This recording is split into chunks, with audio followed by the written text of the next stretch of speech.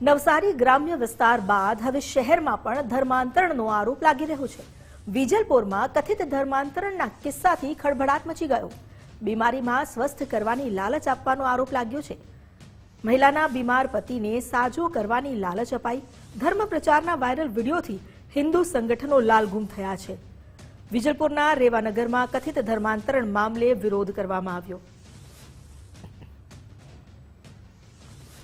અત્યાર સુધી ગ્રામ્ય વિસ્તારમાં ધર્માંતરણના કિસ્સા સામે આવી રહ્યા હતા, પરંતુ હવે શહેરમાં પણ ધર્માંતરણના મુદ્દે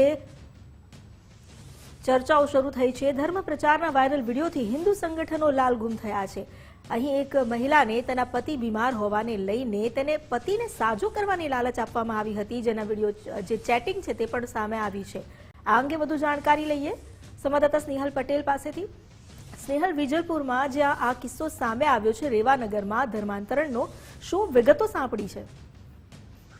જે ચોક્કસથી જો વાત કરવાની આવે તો જે ધર્માંતરણની જે પ્રવૃત્તિઓ છે જે ગ્રામ્ય વિસ્તારોમાં દિવસ અને દિવસે વધી રહી છે, જો કે હિન્દુ સંગઠનો દ્વારા તેનો વિરોધ પણ કરવામાં આવી રહ્યો છે। ત્યારે હવે આ જે પ્રવૃત્તિ છે તે શહેરોમાં પણ જોવા મળી છે અને જે નવસારી જે વિજલપુર વિસ્તાર છે એ વિજલપુર વિસ્તારની અંદર જે છે તે ચર્ચની અંદર જે પોતાના પતિની બીમારી સારી કરવા માટે પ્રાર્થના કરવા માટે જે ખ્રિસ્તી ધર્મ પ્રચારક મહિલા જે છે તે પોતાના જ વાહનમાં એક પરિવારને લઈ જઈ રહી હોવાનું જે છે તે હિન્દુ સંગઠનોને જાણવા મળ્યું હતું, જેના કારણે હિન્દુ સંગઠનોએ વિરોધ કર્યો હતો અને જે સ્થળ ઉપર પોલીસને પણ બોલાવવામાં આવી હતી। જોકે હાલ સમગ્ર ઘટનાને લઈને જે છે તે પોલીસે જે છે તે તપાસ હાથ ધરી છે। જોકે આ ધર્મ પરિવર્તનની પ્રવૃત્તિઓ આપના દ્વારા કરવામાં આવતી હતી કે કેમ તે અંગે પણ પોલીસે તપાસ હાથ ધરી છે।